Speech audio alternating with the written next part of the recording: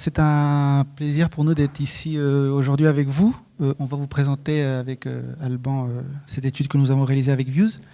Très vite avant, je me présente, je suis Carlos, je suis Research Executive chez YouGov et je fais en général des études ad hoc. Du coup, Alban, je suis Account Manager chez YouGov, donc je m'occupe des clients YouGov de manière un peu transversale par rapport à l'ensemble des solutions qu'on a chez YouGov pour répondre au mieux à leurs besoins. Alors un petit point méthodo avant de commencer et d'entrer dans le vif du sujet. C'est une étude qui a été faite sur un échantillon de plus de 2000 personnes représentatives des Français. Une étude qui a été faite en ligne du 26 au 28 octobre de cette année.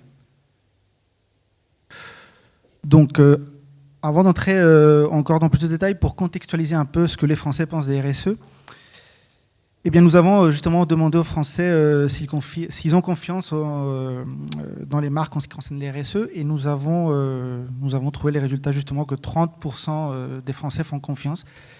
C'est plus ou moins 3 Français sur 10 qui font confiance dans les marques.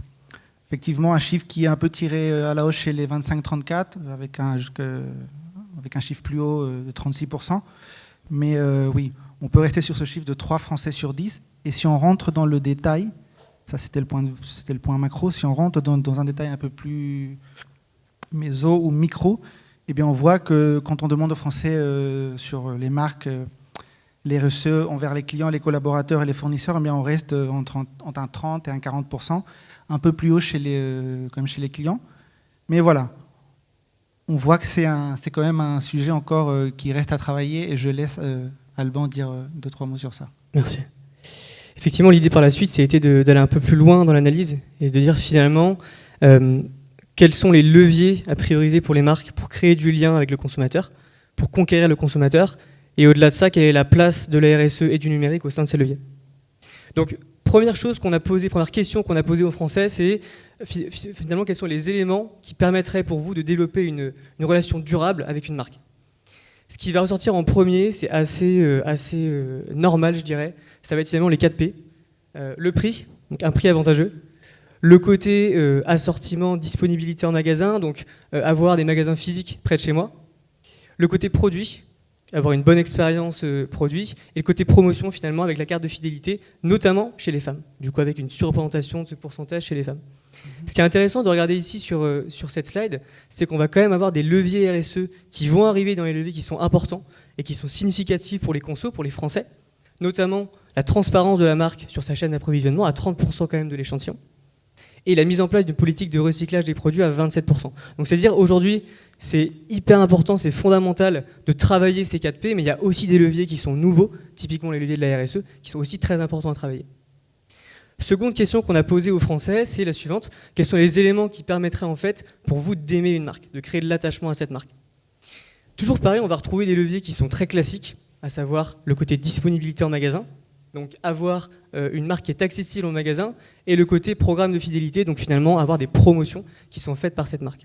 Et on va retrouver ici aussi un levier RSE qui va être quand même assez représenté dans l'échantillon, à savoir à 29%, que c'est une marque qui est socialement et écologiquement engagée. Par la suite, du coup, on a posé une question plutôt de confiance, qui est de se dire, finalement, vous, Français, quels sont le top 3 des leviers qu'il faut prioriser pour une marque, pour que cette marque vous donne confiance. Forcément, le côté qualité des produits, il est essentiel, de plus en plus notamment. À 75%, en fait, les Français nous disent que c'est le levier, c'est l'élément le plus important. On va avoir comme d'habitude le prix. Je pense que c'est une problématique qui est assez transversale à tout ce qu'on vient de se dire. Et on va avoir quand même, dans ce top 3, le côté RSE qui revient. Alors malheureusement, on n'a pas d'évolution à vous donner, puisqu'on l'a fait de manière un peu inédite, cette étude, pour Views. Mais on pourra peut-être refaire la même étude dans 6 mois ou 1 an pour voir comment ça évolue. En tout cas, aujourd'hui, à date, ce qu'on dit, c'est qu'il y a 37% des Français qui disent que finalement l'engagement environnemental, c'est un moyen pour une marque de leur donner confiance, et c'est même un peu plus fort chez les 25-34 ans, puisqu'on est à 44% sur cet item. Par la suite, ce qu'on a fait, c'est qu'on a posé la question suivante à notre échantillon sur le panel propriétaire YouGov, qui est finalement, quels sont pour vous les meilleurs moyens pour une marque de créer du lien avec vous?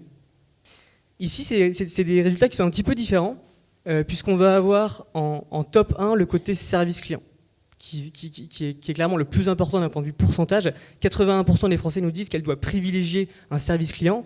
Il y a le côté forcément disponibilité, donc la vente des produits en magasin, et il y a un item, un levier qui va être plus relatif au numérique, qui est en fait que c'est une marque qui doit avoir un site web en propre, et il y a quand même 70% quasiment des Français qui nous disent que c'est une marque qui doit privilégier ce genre d'item.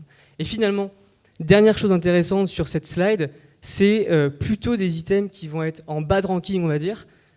Tout ce qui est automatisation, intelligence artificielle et tout ce qui est métaverse, c'est plutôt des leviers qui, a priori, ne doivent pas être privilégiés, en tout cas pour créer du lien avec le consommateur, puisqu'en fait, ce qu'on voit, c'est qu'il y a quand même beaucoup moins en pourcentage de Français qui nous disent que les marques doivent privilégier tout ce qui est automatisation, IA et métaverse.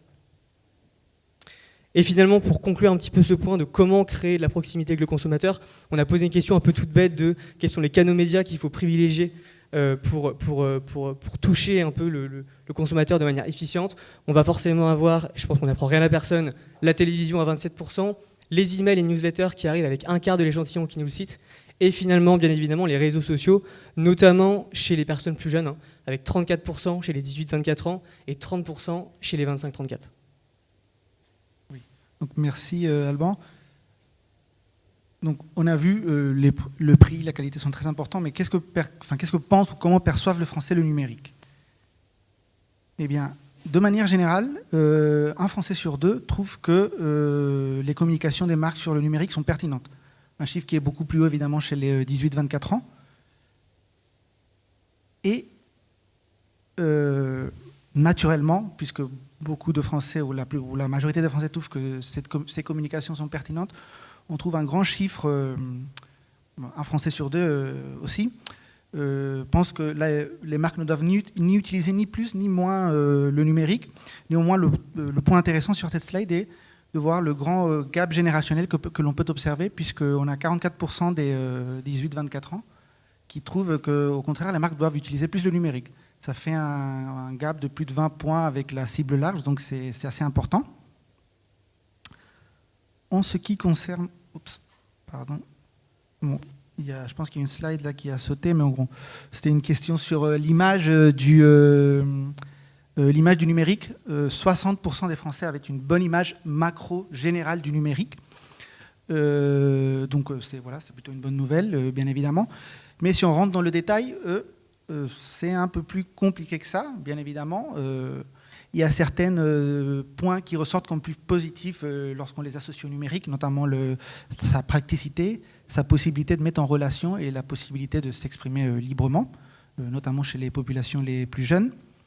Mais il y a des points qui ressortent d'une manière un peu plus négative, le fait qu'il peut être intrusif, qu'il peut être polluant ou qu'il peut être même dangereux.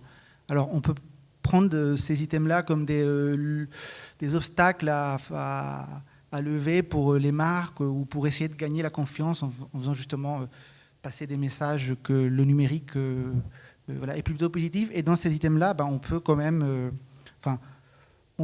communiquer d'une meilleure manière. Et donc, pour bien respecter les 10 minutes, on a voulu demander, pour finir l'étude, on a voulu demander aux Français comment se projetaient-ils dans les 6 prochains mois. Nous savons que nous vivons un contexte inflationniste. Il y a des conflits internationaux dans plusieurs pays. Et donc, nous leur avons demandé quelle part s'ils pensaient, en ce qui concerne leur budget d'achat en ligne, s'ils pensaient qu'ils allaient continuer à acheter en ligne, justement. Et on voit on retient le chiffre de 56% qui disent que le budget restera le même. Alors, pour le coup, on peut prendre le chiffre d'une manière assez positive, puisque, bon, certes, il n'augmente pas, mais il ne diminue pas non plus dans un contexte assez compliqué. Et un chiffre qui est même plus haut chez les 45-54, pardon, je dis bien, ce qui démontre bien que les Français, même dans un contexte difficile, sont quand même prêts à continuer, au moins d'ici les 6 prochains mois, à acheter en ligne et à utiliser les marques en ligne et à continuer à consommer en ligne. Du coup, je vous remercie. Si vous avez des questions, on est bien sûr disponible une fois qu'on descendra. Merci.